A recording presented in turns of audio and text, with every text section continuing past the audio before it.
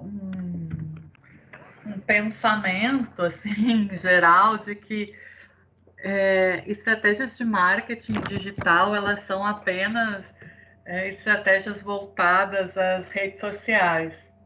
E não é só isso, assim, né? O marketing digital ele também requer, além das estratégias, né, de rede social, né, que a gente vai falar isso até mais profundamente na aula que vem. Perdão.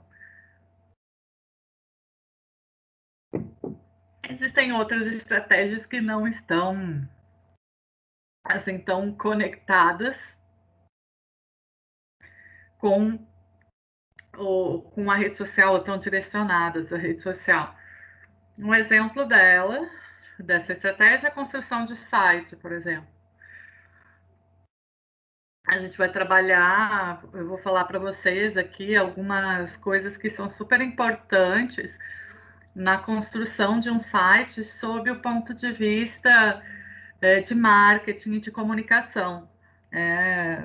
Não falando apenas da questão de programação, mas sim o que é importante de conteúdo, como que a gente, né, escolhe o que vai estar no site, o que é necessário estar presente no site de uma empresa para dar mais credibilidade a esse site, para ele ser mais atraente para o internauta, para o usuário.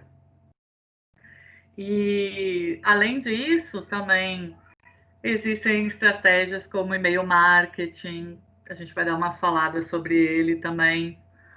A gente tem estratégias de marketing de busca, né?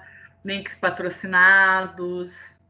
A gente tem estratégias de publicidade como banners em sites e várias outras coisas que a gente vai falar aí no decorrer dessas duas aulas que a gente vai trabalhar sobre estratégia de marketing digital. Então, primeiramente, a gente vai conversar sobre os sites.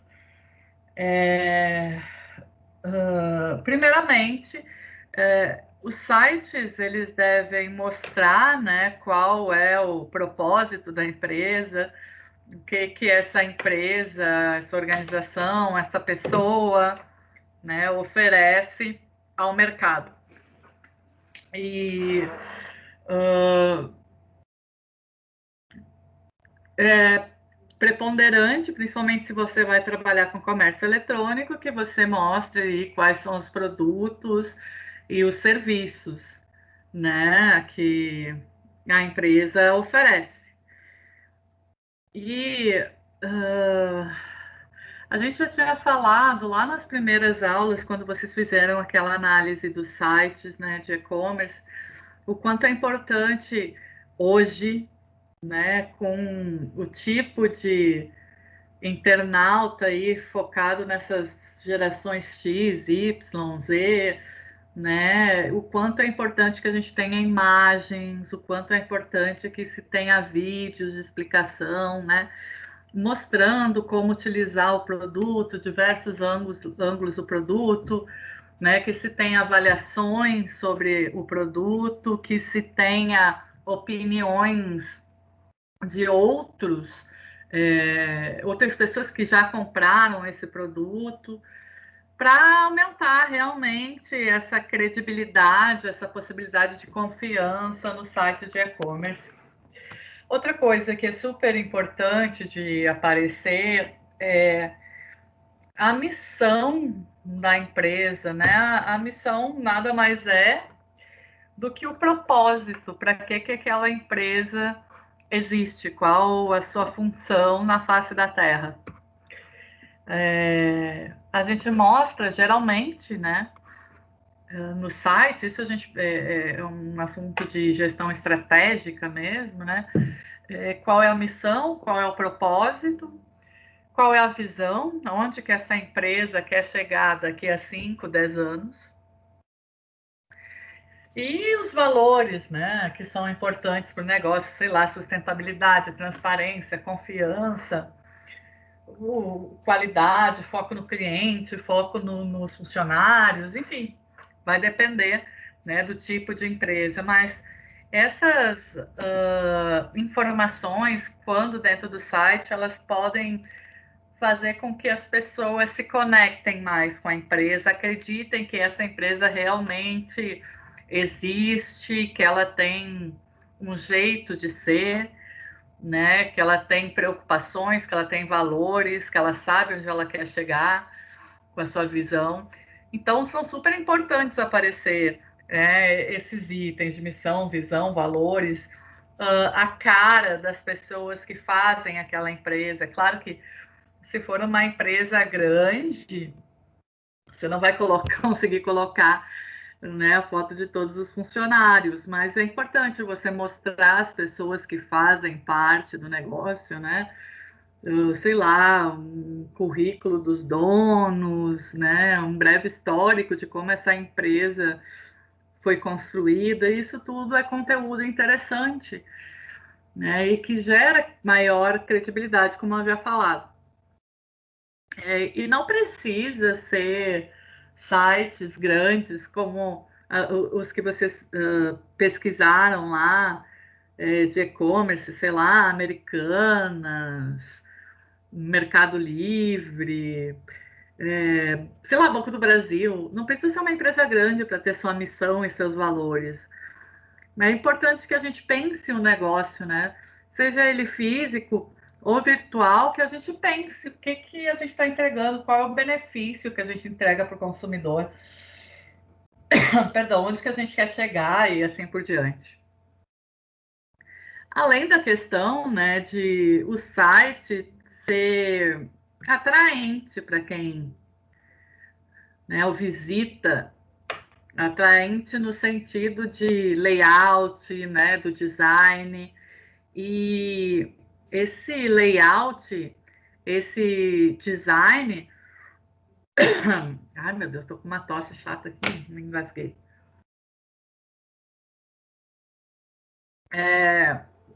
Esse design, ele também tem que ter conexão com a marca, sabe? Então, se você faz todo o marketing utilizando determinadas cores, determinada fonte, alguns símbolos, personagens, é importante que isso também apareça no site, porque quando a gente fala em comunicação, assim, a ideia é uma integração. Então, se você vê uma publicidade dessa marca, se você recebe um cartão de visita, se você vê as redes sociais dessa marca, todos eles têm que ter o mesmo conceito. Claro que as imagens adaptadas para cada tipo de mídia, mas as mesmas cores, né? A mesma fonte, se for possível. O Heitor mandou um exemplo aqui. Linha de ética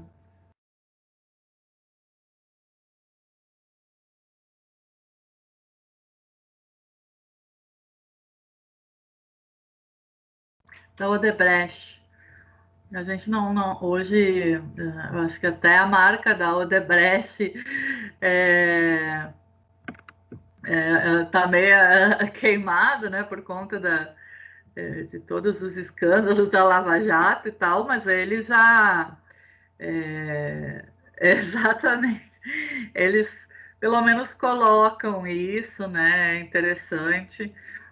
É uma empresa que, cara, sempre foi muito forte, mas está mais queimada do que. Enfim. Bom exemplo, porque esse aí mostra esse pensamento estratégico. Pena que o pensamento da empresa não tenha relação, né, com a questão ética, né, por conta de alguns desvios aí feitos pelos seus diretores, donos, né, inclusive alguns com o mesmo sobrenome, enfim. Bom, outra questão que é importante quando a gente fala de site, e isso a gente já vem falando aí, já faz algumas aulas, é questão de público-alvo, né? os textos, as imagens, né? O conteúdo, de uma maneira geral, ele deve falar a língua do público-alvo. Então, caso eu tenha um público-alvo mais jovem, eu consigo utilizar cores mais descoladas, gírias, falar de um jeito mais próximo. Mas se for, por exemplo, uma empresa de direito fazendo um site, ela precisa ser mais clássica, né? Para realmente combinar com o público-alvo, fazer com que o público-alvo se enxergue ali e que os assuntos abordados pelo site sejam interessantes para o sujeito. Se possível, né, adaptar o site ao público no sentido de customização, de a possibilidade de personalizar, do cara escolher a cor, né, de poder colocar seu avatar, de já fazer seu cadastro e ter promoções personalizadas, já saber né, as características desse cliente, então questão do database assim muito conectado a essa customização dos sites, e isso vai servir para os aplicativos e assim por diante. A forma como a gente permite a interação do consumidor com o site, do usuário, melhor dizendo, né?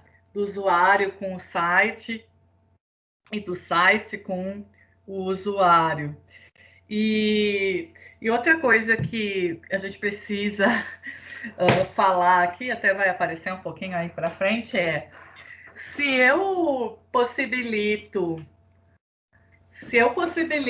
a interação, né? Se eu abro espaço de perguntas, serviço de atendimento ao cliente, e-mail, chat, cara, isso é muito importante e precisa ser respondido rápido. Tá, tu não precisa responder às 2 da manhã. Ok, mas que você responda, né, o mais rápido possível, ainda no mesmo dia, né? Que é importante ter esse feedback, porque também o cara perguntar e ficar no ar a resposta também não passa muita credibilidade.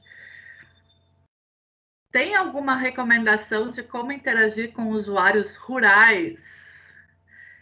Bom, primeiramente tem que focar, acredito. Eu não sei se eu entendi bem a pergunta, Heitor, mas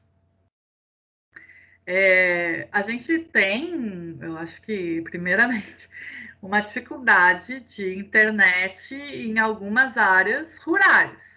Eu não sei se você está se referindo apenas à conexão digital, né? Então, a gente já tem um pequeno desafio aí. É claro que as propriedades de maior potência, não sei se esse é o termo, né? Eles vão ter já metodologias melhores para se conectar. Os produtores rurais, né? Pequenos, eles podem ter alguma dificuldade nesse sentido. Deixa eu ver se eu entendo. Nosso projeto de PI seria uma plataforma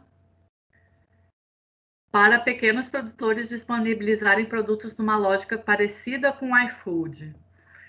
Olha só, nesse caso, eu, Janaína, considero importante falar com esses caras pessoalmente, do tipo uma visita mesmo.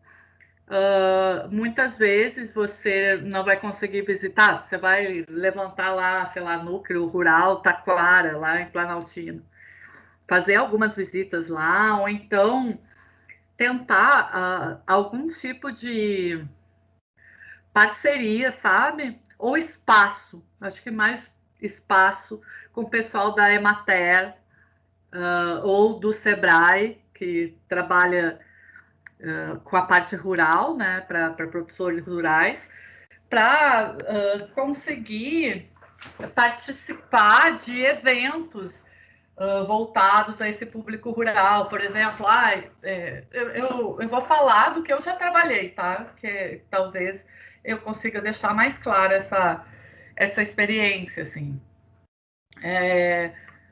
Tanto o Sebrae quanto a Emater, vou falar de DF, porque o resto eu não sei te falar. Mas tanto o Sebrae quanto a Emater, eles fazem trabalhos específicos com cada área, né? Produtor rural de, sei lá, apicultura, produtor de suinocultura, produtor de vegetais e tal. Então, eles têm como se fossem cooperativas, né? Onde eles recebem essas pessoas e eles dão formação para esses caras. Então, talvez conseguir um espaço, né, nesses lugares, nesses ambientes, nessas reuniões, para divulgar o serviço, talvez você não precise fazer visita por visita, porque como é um negócio novo, né, uma plataforma nova, talvez os caras que estejam um pouquinho mais longe dos grandes centros ainda não estejam familiarizados com iFood, então você tem que explicar. E eu acho que para produtor rural é importante o tete a tete, sabe? Para explicar isso que é uma tecnologia nova. Acho que eles podem super se interessar, mas acho que precisa de uma visita técnica. E se você já conseguir esse respaldo, né, ou da cooperativa, ou da Emater, ou do Sebrae, acho que isso pode facilitar o processo. É importante levar, né, todo o material ali, mostrar o quanto isso pode ter de retorno. Eu acho super válido. Eu não sei se eu consegui responder, Heitor. Se foi essa a tua pergunta. Foi mais ou menos isso, porque como o André falou aí no chat, faz parte do nosso projeto de PI, né, montar uma plataforma para venda de produtores rurais. E uma das coisas que a gente sempre observou foi que os caras usam o WhatsApp para tudo, né? Uhum. E só enviam áudio também, a maioria. Aí eu fiquei até com receio de criar alguma coisa, porque é o principal uso do WhatsApp, o áudio do WhatsApp, porque quando o cara é analfabeto, né? É mais produtor rural. Mas nesse sentido de conhecer também o cara, saber como desenhar um site que sirva a ele. Não, e outra questão também que o primeiro approach com o cara, você falar por WhatsApp, acho que fica muito difícil de entender, né? Por isso que eu acho que essa apresentação do projeto ela é muito importante. Aí depois você pode continuar. Eu me lembro uma vez que eu li, cara, olha só como são as coisas. Quando a gente tinha. Não, a gente usava Nokia ainda, BlackBerry, mas o telefone era com dígito, sabe? Não era tela assim. E aí eles tinham muita dificuldade com o pessoal da roça falar, claro, assim, porque, cara, eles trabalham manualmente plantando, então eles ficam com os dedos muito grandes. E tem dificuldade de tocar, e tinha dificuldade de tocar naquelas teclinhas pequenininhas de Nokia. Então eles tinham que utilizar um telefone antigão, assim, porque não conseguia. Então agora acho que o WhatsApp acabou facilitando isso, né?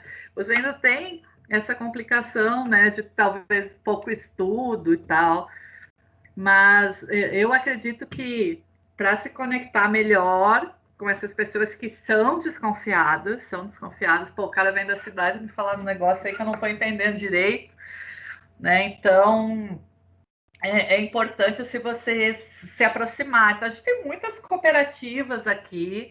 Acho que é interessante entrar em contato com elas, assim, para intermediar esse processo. Todo mundo só tem a ganhar com essa proposta, né? Porque os caras vão vender mais, as cooperativas vão vender mais, né? Aqui em Alto Paraíso, né, onde eu estou fazendo a quarentena perto da minha mãe, os caras já Ai, se nossa, organizaram. isso é um paraíso para você fazer uma quarentena. Ah, esse final de semana foi um saco aqui, entupido de Ah, eu vi turista. na TV, credo, foi todo mundo por aí. E aí os caras eles se organizaram em grupos de WhatsApp para fazer venda e distribuição de produtos rurais aqui nos restaurantes. Mas é tudo centralizado no WhatsApp. O cara acorda, tem 200 mensagens de 39 grupos e, sabe, pro cara fica até um pesadelo ter que ver Imagina. o WhatsApp e mensagem por mensagem saber o que é essencial, o que não é essencial, isso e aquilo. E de tanto trabalho de ver essas coisas de WhatsApp, o cara ele acaba vendendo na feira de novo. Sim, porque o cara, além de tudo, né, ele tem que produzir lá na plantação dele. Ele não pode ficar lendo 500 mensagens de WhatsApp, porque ele não consegue produzir. Ou ele vai enfiar a mão na terra, ou vai vender ou tal, ou ele vai ficar gerenciando o seu WhatsApp. Nossa, vocês estão lançando aí um serviço que tem tudo para dar certo. E é bem interessante, né, essa questão do agronegócio, assim, né, vem tendo um crescimento muito grande, né, sendo responsável por muito do enriquecimento, da riqueza do nosso país. Né? Então, principalmente quem é pequeno, cara, eu acho que tem que aproveitar essas chances mesmo. Eu tô torcendo para esse trabalho, depois vocês me contem mais. Eu gostei. Bom, outra questão que é interessante a gente falar é que o site é interessante que ele tenha conectividade com outros sites, né? Então, para, por exemplo, eu quero entrar no site da OAB. Mas não me lembro como é que é o site da OAB. Mas eu me lembro daquele site daquele advogado lá que eu entrei, nele tinha um link para a OAB. Então, acaba fazendo com que você vire uma referência, né, do caminho para chegar lá. Então, as associações, você ter link para associações, para algumas referências de estudo na área em que o seu negócio trabalha, e, por exemplo, isso aí você ter essa plataforma aí que vocês estão montando, né? Sim, link para as redes sociais, mas também para referências da área. Então, por exemplo, no meu site eu vou ter todas as informações do meu negócio, mas também vou ter link para Emater, vou ter link para, sei lá, pesquisa em produção de soja, né? Para ali também as pessoas ficarem mais tempo no teu site, né? Terem mais referência do site. Bom, se possível for também, né, a gente agregar já o comércio eletrônico para as empresas que estão adaptadas a isso. E umas coisas bem básicas, assim, mas que parecem óbvias, mas nada é óbvio quando a gente fala de gente. Por quê? Primeiramente, assim, correção da língua portuguesa. Tem sites que têm erros feios, feios, feios. E a gente não. A gente costuma a ficar meio ressabiado com site com erro de português. Então, se o seu negócio, né, vai para.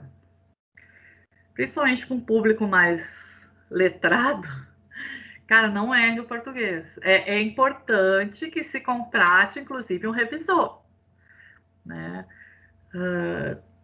Tem erros que, pô, se você colar lá no Word, ele já corrige para ti, cara. Né? Então, assim, são erros que não podem acontecer. Às vezes na rede social, a gente vai fazer uma postagem. É claro que isso estou falando em nome de empresas, né? Fica chato também fazer postagem com erro de problema, fica para pessoas normais ou anormais, né? Fica chato, mas é melhor. Principalmente na empresa não pode ter erro. Daqui a pouco você faz uma postagem lá e você vê que tem um erro de português. Quando você edita a mensagem, principalmente no Instagram, você perde um pouquinho da questão do orgânico, da distribuição dela.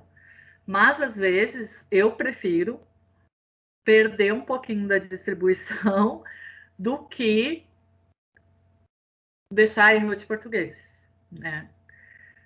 Acho que fica muito chato, principalmente quando estou falando em nome da minha empresa, assim, né? Então acho que é um cuidado especial, detalhe, mas é um detalhe que faz a diferença. Esses dias eu estava lendo, não tem nada a ver o que eu vou falar com isso, mas eu estava lendo assim, uns Instagram da vida aí, sobre limpeza de casa. E aí dizia o que precisa estar limpo para que as pessoas achem que você é uma pessoa que tem uma certa higiene na sua casa. Então, o que tu não pode esquecer? Aí, por exemplo, o espelho do banheiro.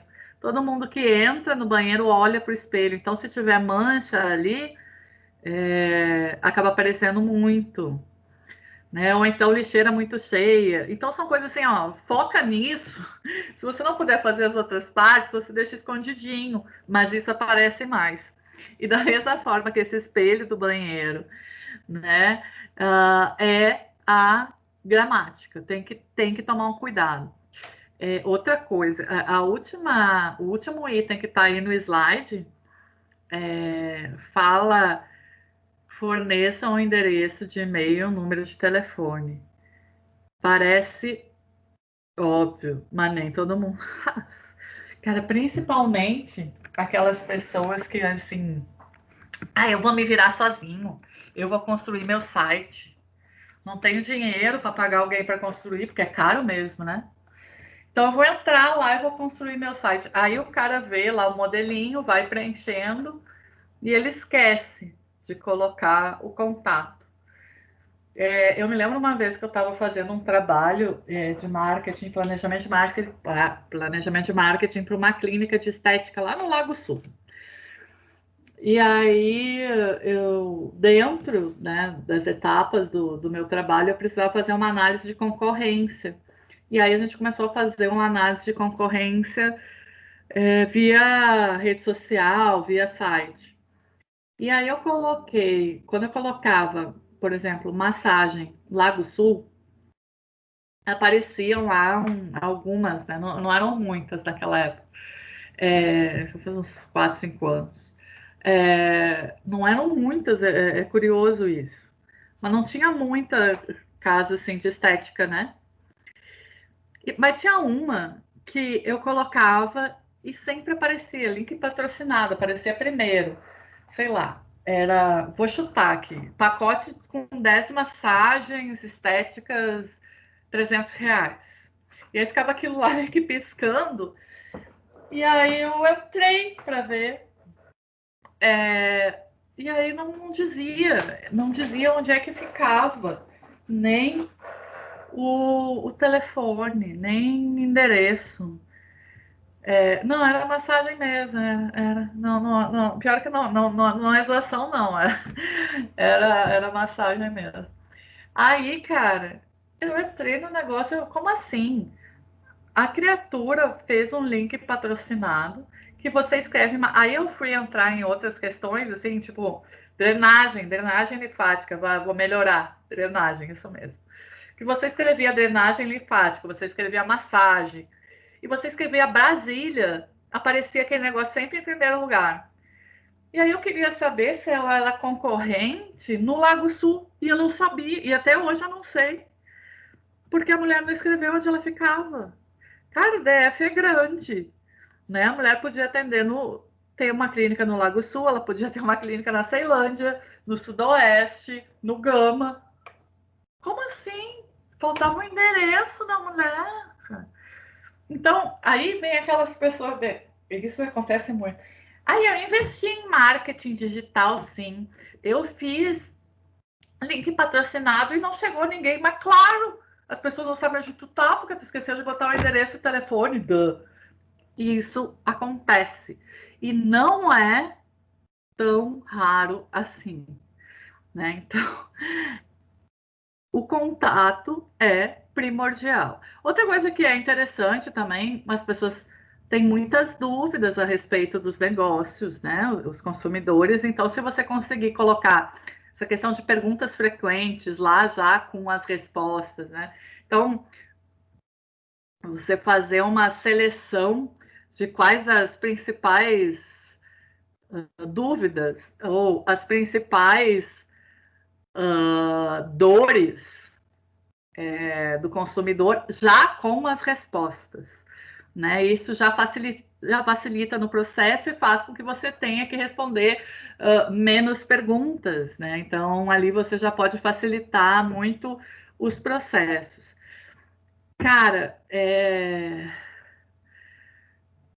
Gustavo, pior são aqueles vendedores que não colocam preço ou valor via direct. Eu já desisto. Eu também. E aí, esses tempos, eu fui fazer uma postagem, né? Falando isso, cara. Eu até recebi uma piadinha esses dias dizendo que a maioria das pessoas desistem, né?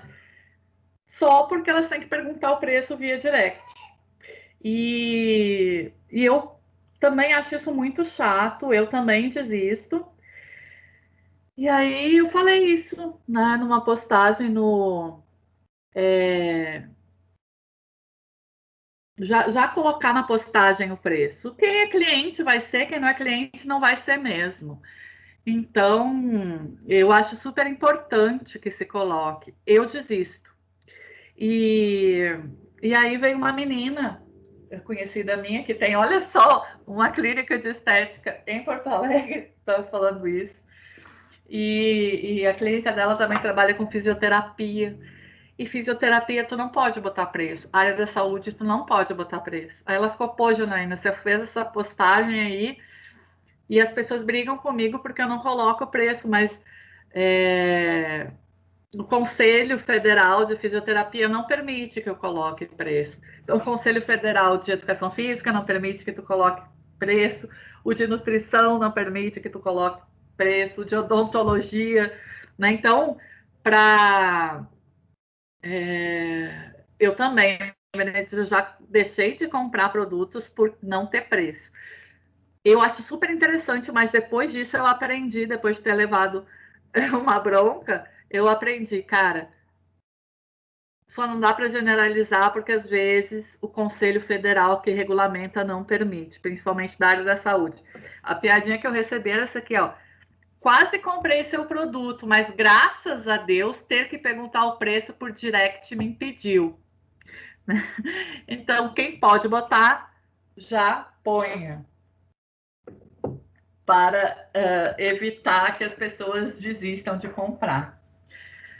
Atualização constante do site, isso da rede social e assim por diante, né? São coisas extremamente importantes também.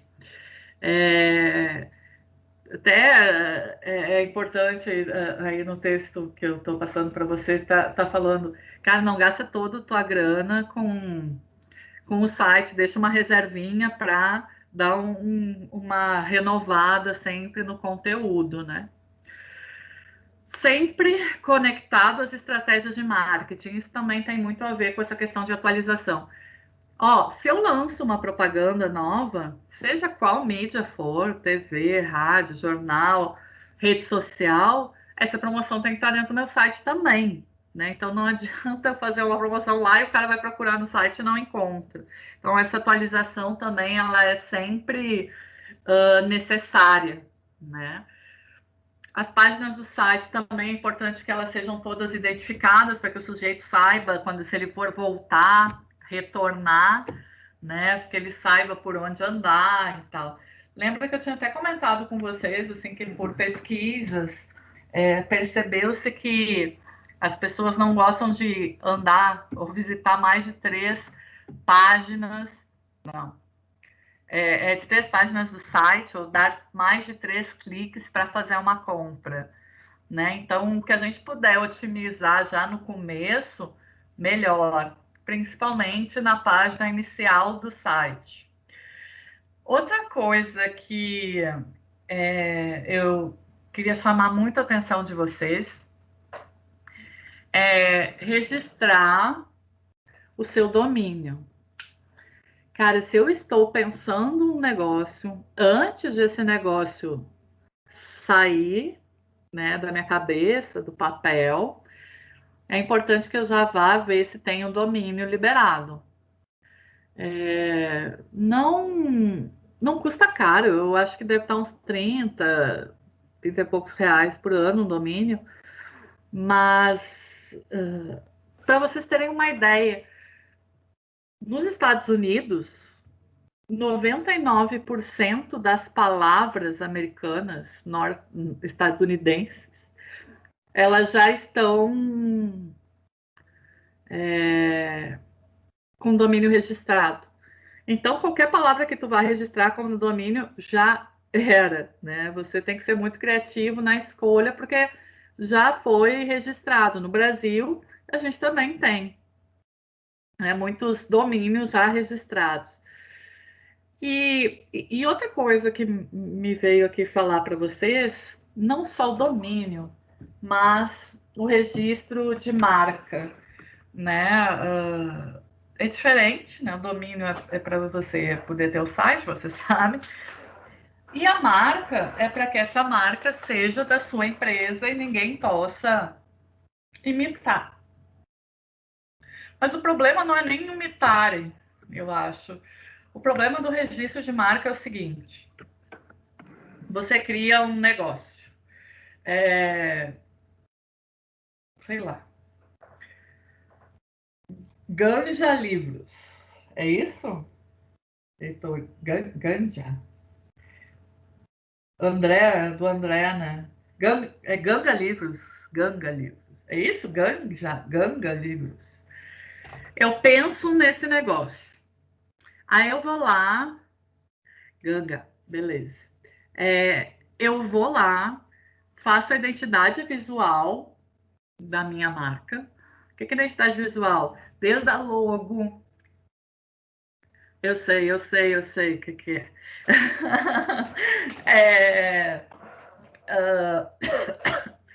é, a identidade visual, a logo, sei lá, o cartão de visita, crio o site, crio embalagem, crio uniforme, tudo com aquela marca.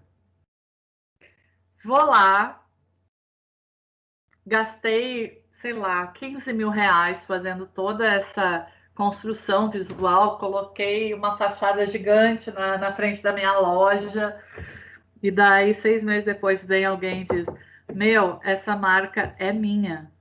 Eu já tenho essa marca registrada, você não registrou, então você não pode utilizar a minha marca, senão eu vou entrar na justiça e você vai perder uma grana. Aí o cara vai pensar: putz, e agora? Me lasquei. Por quê? Eu fiz toda a identidade visual, fiz uniforme, fiz embalagem, fiz tudo. E a marca não é minha porque eu não registrei. Cara, se lascou. Se lascou de verde e amarelo. Perdeu todo o dinheiro. Vai ter que fazer outra marca ou então entrar na justiça, que provavelmente não vai ganhar se já estiver registrado. E outra coisa, além de perder todo esse dinheiro, ter que criar tudo de novo, o cliente ele vai perder ele não vai entender como é que a marca mudou, por que a marca mudou, vai achar que o negócio mudou de dono, sabe? Então você vai perder o vínculo com o cliente mesmo.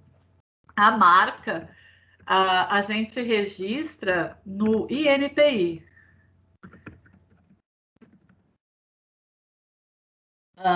Instituto Nacional de Propriedade Industrial. Dá para fazer pela internet ou presencial, mas dá para fazer pela internet.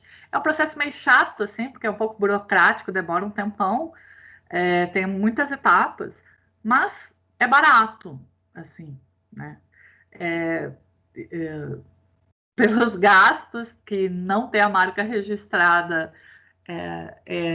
podem custar. Ele custa para micro e pequeno R$ 360 e para empresas maiores 600 e poucos. Então você tem esse custo para registrar a sua marca, né, e ficar livre de problemas futuros.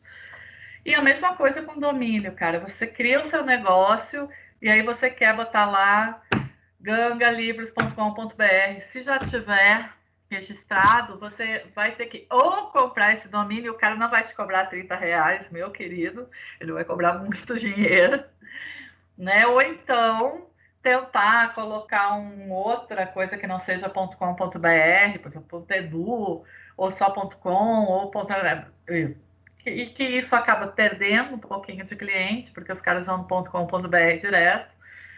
É uma alternativa, né? Tem gente que vive só de comprar domínio, né? O cara lá começa a pensar palavras, se custa 30 conto, ele vai comprando um monte, aí depois as pessoas vão ter que entrar em contato com ele para comprar esses domínios dele. Aí ele vai cobrar o preço que ele quiser. Tem algumas empresas grandes que fizeram esse erro. Por exemplo, o site da Globo, é globo.com, não é globo.com.br, porque registraram antes da Globo. Alguém pegou e, né, a Viviane Senna, ela foi fazer ela depois que o Ayrton Senna morreu, claro, ela foi registrar o domínio para criar o Instituto Ayrton Senna, e Ayrton Senna alguém já tinha registrado. Então o site dela, e aí ela não quis pagar, porque o cara quis alguns milhões pelo registro, pelo domínio. E aí ela não quis pagar, e aí criaram o Instituto Ayrton Senna. Eles compraram depois da Globo. Mas, por exemplo, o site da Record é R7, né? Porque alguém registrou antes. Então, pensa o negócio, já vai lá. E outra coisa também, o sebo do André chama Ganga. Eu falei errado. Então, se o André for comprar o registro, ele já compra o Ganga Livros, o Ganja Livros, né? Tudo que for parecido com que a pessoa possa digitar errado para já levar para o teu site também. Então, isso também é interessante quando vai comprar domínio. Se é com S, você registra o S, o do Z, para tudo redirecionar, assim como fez a Globo. Não sei se dá problema. Não sei. Não sei. Tem uma. Para domínio, não, né? Mas para registro de marca, Ganja pode dar. Mas eles têm uma restrição que é. Eu acho que Ganja não entra nisso. Que é. Ai, é um termo muito ridículo. Contra a moral e os bons costumes. Se a marca for contra a moral e os bons costumes, palavrão, por exemplo, não pode registrar. Mas Ganja, não sei se tem essa limitação. Vou até pesquisar no site do INPE para ver.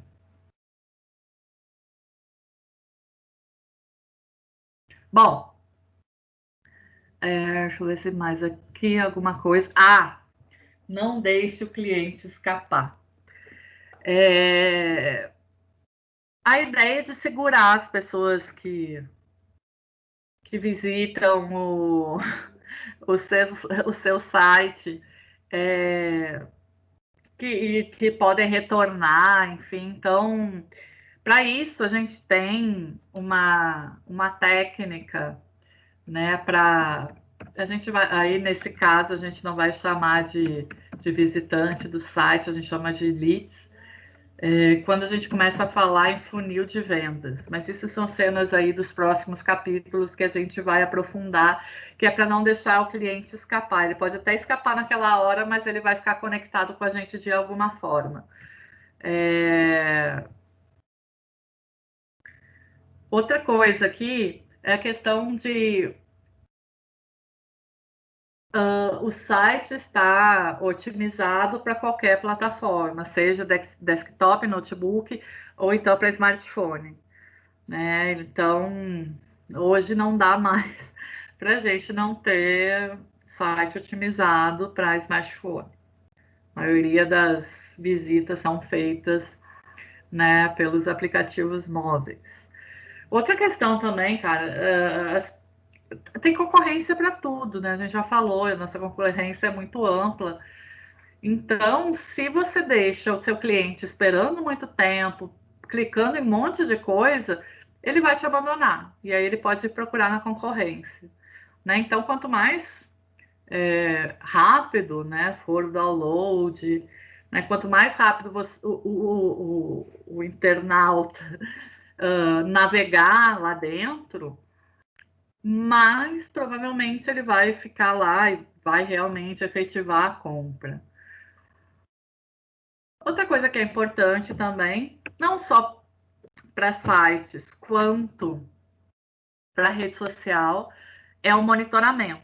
Então, tanto o Google, ele já, né, ele permite esse monitoramento da quantidade de visitantes, né, da quantidade de visitantes únicos, né, das pessoas que entram e depois que retornam, né? Então, são duas contagens diferentes, porque a pessoa pode retornar 10 vezes ao seu site, mas você tem que saber quantos visitantes únicos e quantas visitas o site teve, são números diferentes. O quanto tempo a visita ao teu site durou, quais as páginas que ele mais ficou mais tempo ali, né? Então, a gente sabe para onde, monitorando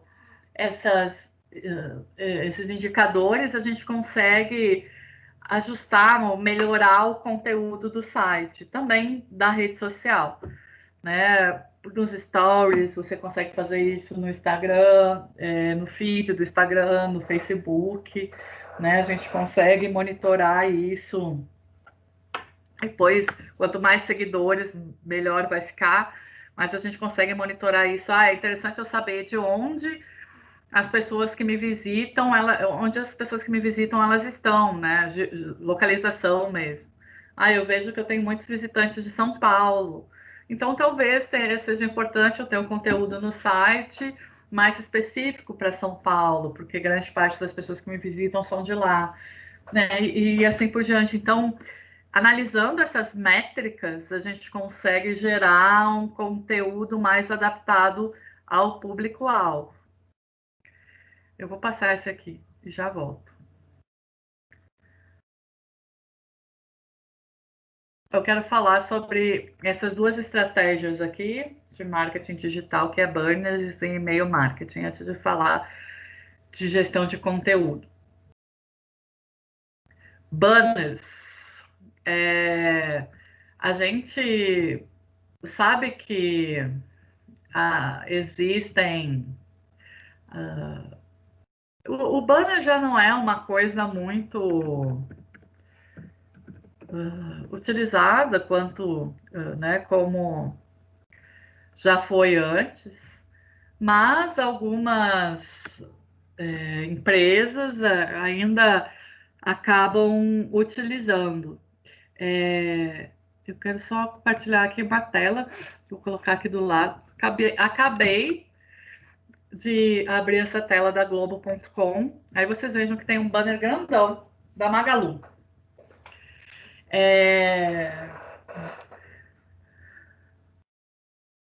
Deixa eu fechar, ainda fecha. Então a gente tem vários tipos de banner aí. Esse aqui da Magalu Full Banner, o Super Banner, que é um banner grandão.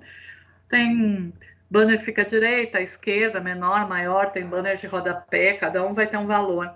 Mas além do valor, né, da localização desse banner, também está em relação com a quantidade de pessoas que visitam o site.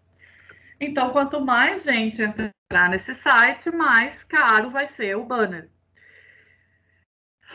Para Magalu, que faz uma vasta campanha de marketing né, digital e offline, eles têm muita grana para isso, e anunciar na Globo.com provavelmente vai fazer com que mais gente visite o site e compre mais no Magazine Luiza. Porém, alguns tipos de negócio não necessariamente precisam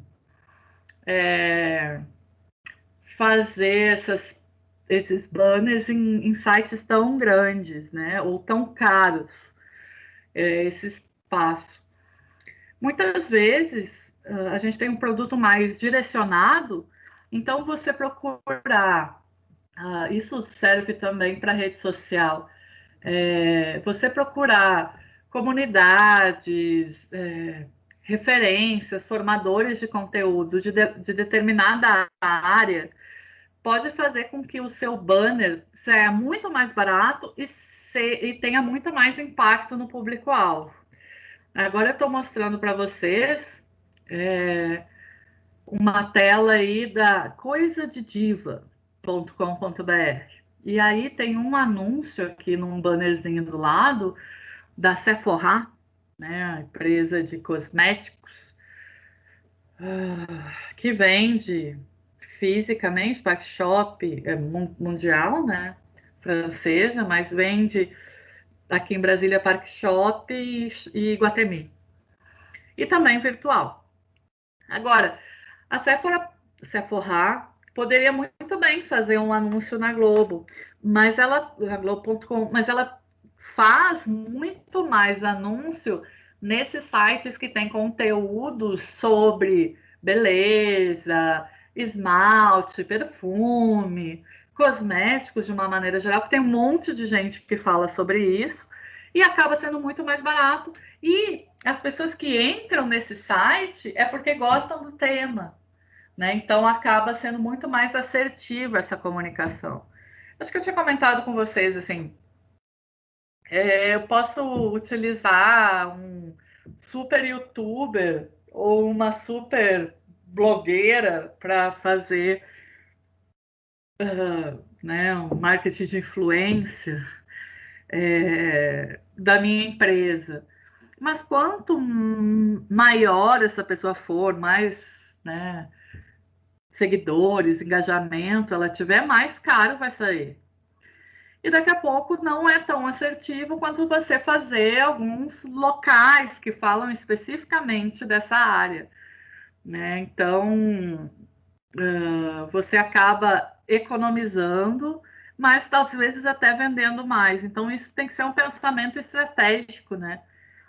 Quando eu vou fazer um anúncio desse tipo de banner, ou então, né, de influenciadores, enfim, quem são as referências na minha área? Quem são as referências Brasil? Quem são as referências regionais?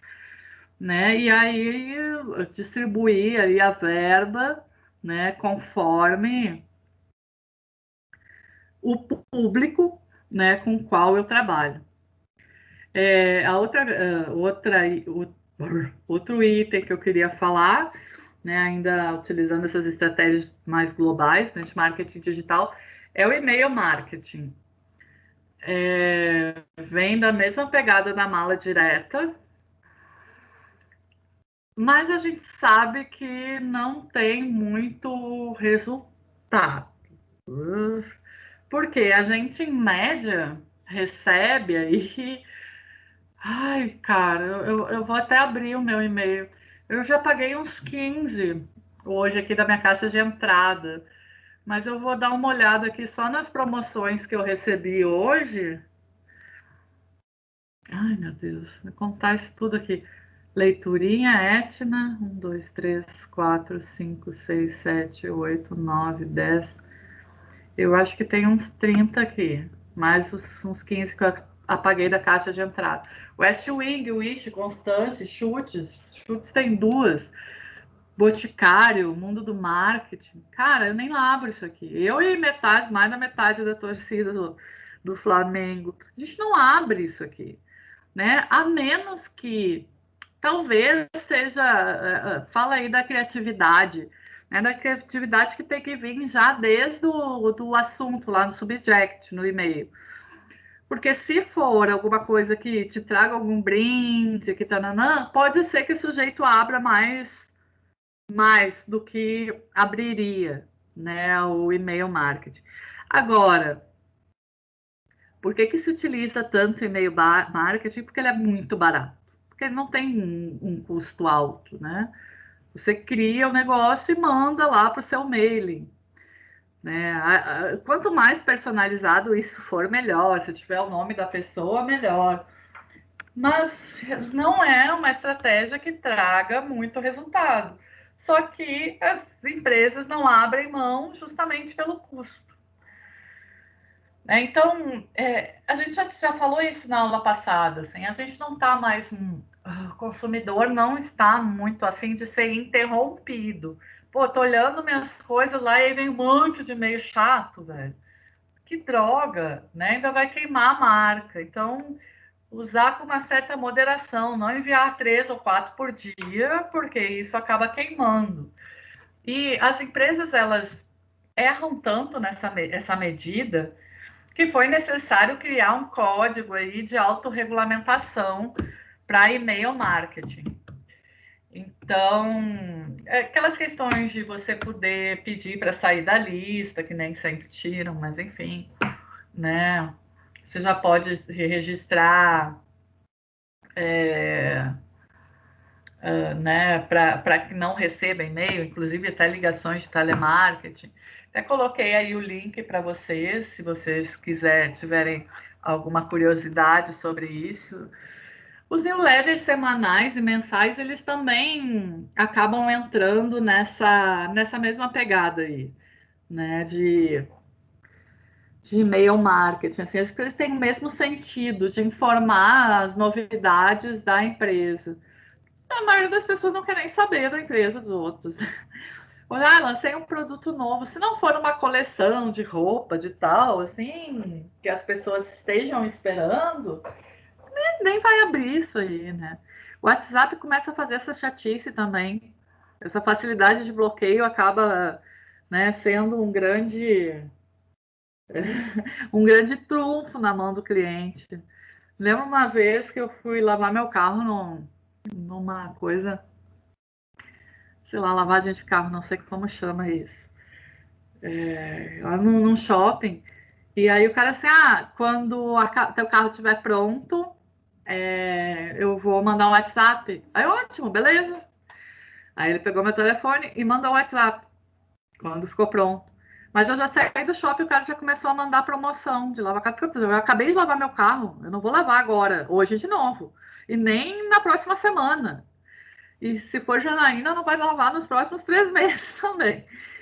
E aquele cara começou a me enviar mensagem com propaganda de preço de lavar carro 3 por dia. Velho, bloqueei já no segundo dia.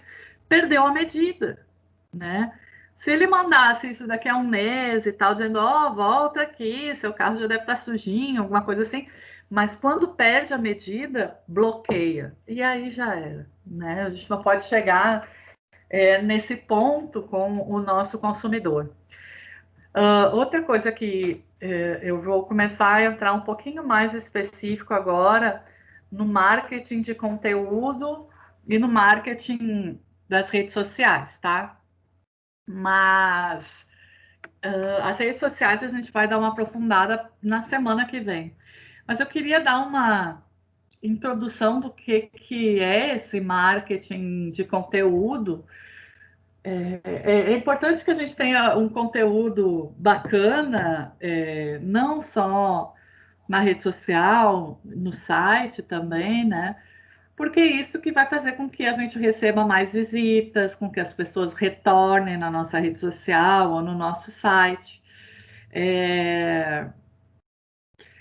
Por isso que é importante a gente conhecer, né, o que é relevante para o nosso consumidor, quais são as suas dores e tentar criar conteúdo que seja o remédio para essas dores. Então, saber por que o cara não segue, o que ele quer com aquilo. Capaz, o que, né, por que ele segue o nosso site? O que a gente pode gerar de conteúdo relevante para ele? Essa é a grande busca que a gente tem, né? E outra coisa, quando a gente fala de seguidores, né? Eu vou medir se o cara é bom pela quantidade de seguidores que ele tem. Hoje em dia isso não é mais tão relevante. É relevante? É, mas assim, não é o que diferencia mais, né? Um bom cara para tu investir, a tua influência ou uma empresa reconhecida. Até porque se compra aí seguidores, né? De maneira não lícita, de maneira um pouco antiética, no mercado negro, se consegue comprar seguidores. Mas só o número de seguidores não gera engajamento, né? Que é o engajamento que a gente precisa avaliar para saber se realmente esse conteúdo é relevante, se esse conteúdo está tendo algum impacto no nosso consumidor. Hoje, eu estava vendo de manhã cedo, que é aquilo que eu falei para vocês, assim, as novelas vêm caindo, né? E agora os stories viraram uma nova novela. E aí eu estava vendo stories de umas influenciadoras aí que eu sigo, e eu achei uma postagem de uma menina aqui de Brasília, e ela estava meio brava, na real, porque ela quis explicar e ela utilizou um conteúdo né, de uma outra coisa, mas até ela mostra nessa publicação por que é importante a gente valorizar, né, os criadores de conteúdo que a gente curte, assim, para até gerar mais conteúdo para a gente. E aí eu vou pedir que vocês me sigam aqui, que eu vou mostrar para vocês esse post. O nome dessa garota é uma garota, acho que ela tem 18 anos, aqui de Brasília, do Guará, se não me engano. Tudo a vida da guria. Magia Campos. E aí ela começou o post fazendo essa história aí. Já foi curtido por 2.200 pessoas. Diz que sempre acreditou em mim e no sucesso do meu trabalho, mas nunca compartilhou um post ou interagiu com algum conteúdo. Enfim, a hipocrisia. E aí, a Magê vai contando o que é esse engajamento que a gente tanto fala, né? E ela fala tão simplificado que eu resolvi compartilhar isso, assim, porque acho que ficou muito claro. Bom, por que é tão importante a gente interagir com aquele criador de conteúdo que você consome diariamente? Grande parte do conteúdo que consumimos no Insta foi feito de graça, orgânico, né? Principalmente se é de um criador iniciante. Então foi o cara que criou aquilo ali né, sem nenhum patrocínio, nem nada. Então ele que tirou da própria criatividade. E se você aprendeu alguma coisa, absorveu aquele conteúdo ou salvou o conteúdo para consultar mais tarde, por que não retribuir quem te entregou esse conteúdo gratuitamente com a sua interação?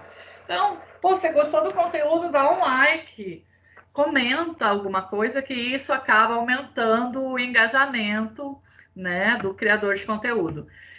Não é difícil conseguir chegar rapidamente nos 100 mil seguidores ou 1 milhão de seguidores de formas ilícitas, isso todo mundo já sabe. E por isso, muitas empresas medem um criador pelo seu engajamento para fechar um public post ou uma ação. Ou seja, o seu comentário naquele post faz sim a diferença. Quando você interage com o criador, que você sempre consome, o Instagram vai deixar os posts e os stories dele sempre no seu feed, aumentando a entrega dele e facilitando para ti, que vai ter sempre esse conteúdo em primeira mão.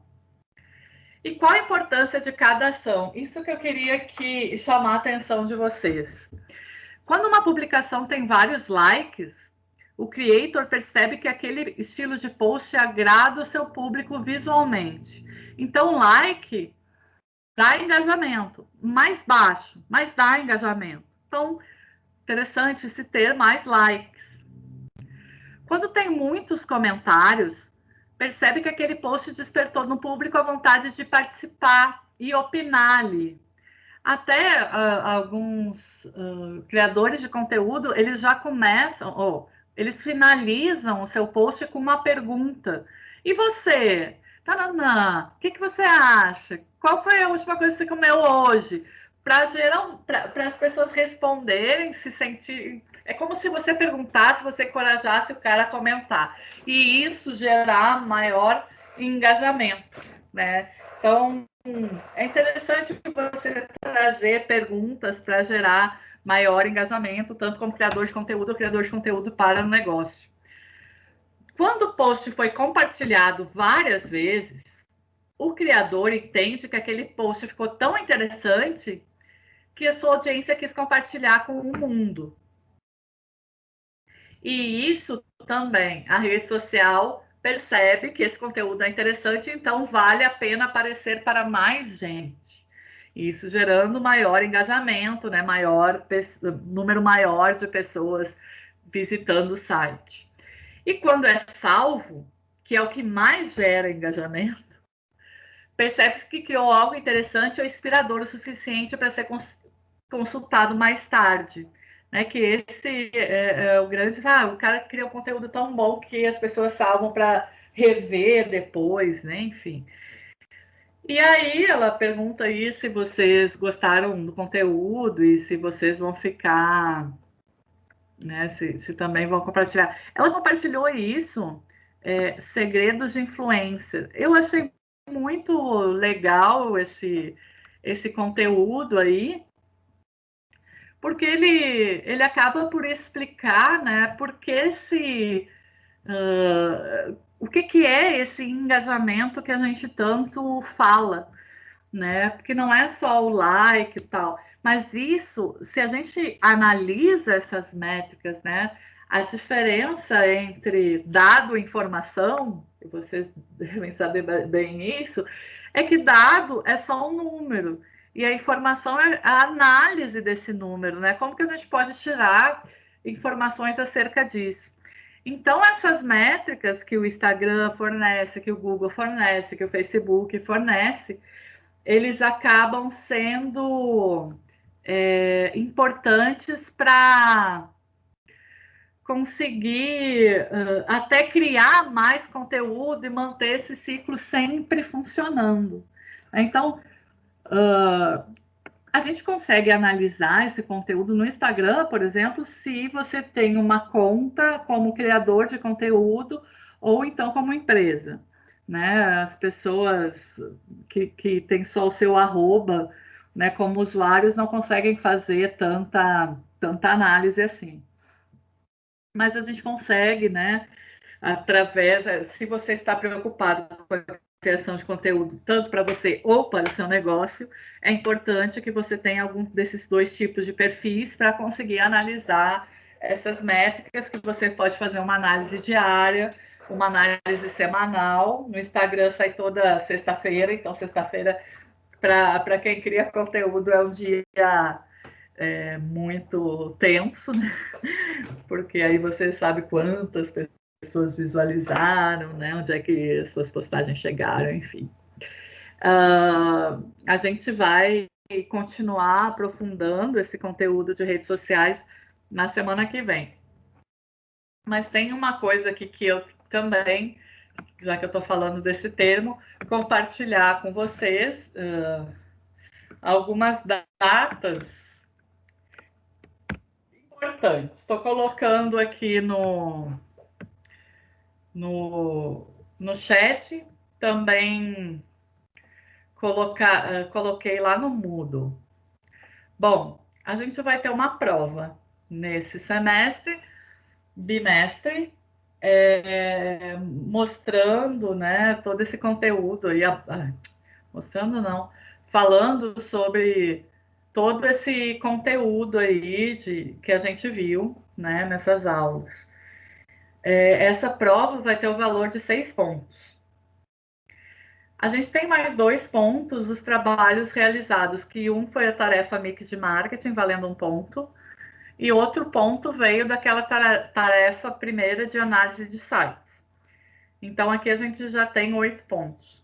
E os 2 pontos restantes vai ser uma apresentação que eu vou pedir que vocês realizem no dia 24. Vocês vão se dividir em grupos aí de 3 ou 4 pessoas.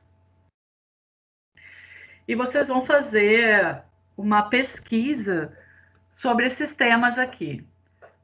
Link patrocinado, marketing de busca, SEO, e funil de vendas, que a gente já tinha falado. É porque, assim, cara, eu acho meio chato só eu ficar falando. Essa aula inteira eu já fiquei falando e acho meio chato. E eu estou realmente curiosa de vê-los, né? Porque eu não os conheço, né? A gente já começou virtual, então também estou curiosa para ver vocês. Essa pode ser os mesmos grupos do PI, não tem problema. Vocês se organizam do jeito que acharem melhor. Vocês vão fazer uma pesquisa sobre como funciona, né? Se conseguir achar. Funil de vendas não consegue achar preço, mas link patrocinado, marketing de busca, a gente já consegue achar algumas coisas. Então, vocês vão também escolher essa apresentação do dia 24 da forma que lhe for mais conveniente. Se quiser vir e falar, que nem eu estou falando aqui, tranquilo. Se quiser fazer uma apresentação de data show, tranquilo. Se achar um vídeo interessante, quiser compartilhar, tranquilo. Se tiver vergonhinha de falar aqui para todo mundo, tu pode gravar um vídeo aí com teu grupo e compartilhar esse vídeo apresentando o trabalho. O que vocês acharem mais interessante, tá? E aí a gente só precisaria então fazer sei lá, algum sorteio. Qual seria o grupo um, o grupo 2 e o grupo 3? Sei que vocês me sugerem, ou então cada grupo aí pode falar o que, o que prefere, não sei se vai dar algum empate aí. O que vocês acham? 3 grupos de PI, beleza.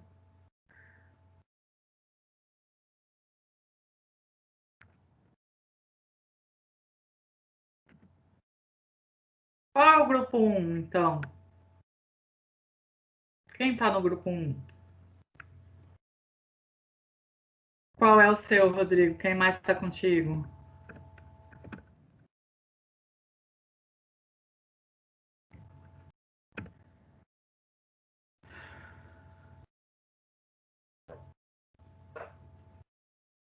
Oi, professor. Boa Oi. noite, Bené. O grupo do Rodrigo completou já. É o mesmo, é o Rodrigo, Gustavo, Fernandes e o Rafael. Beleza, obrigada. Já está aqui. Grupo 2. Quem é o grupo 2?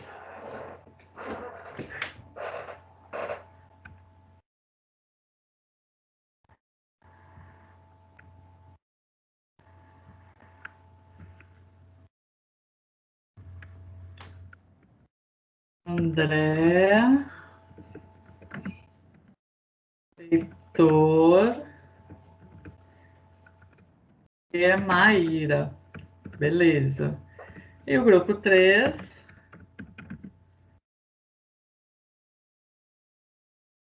Os restantes.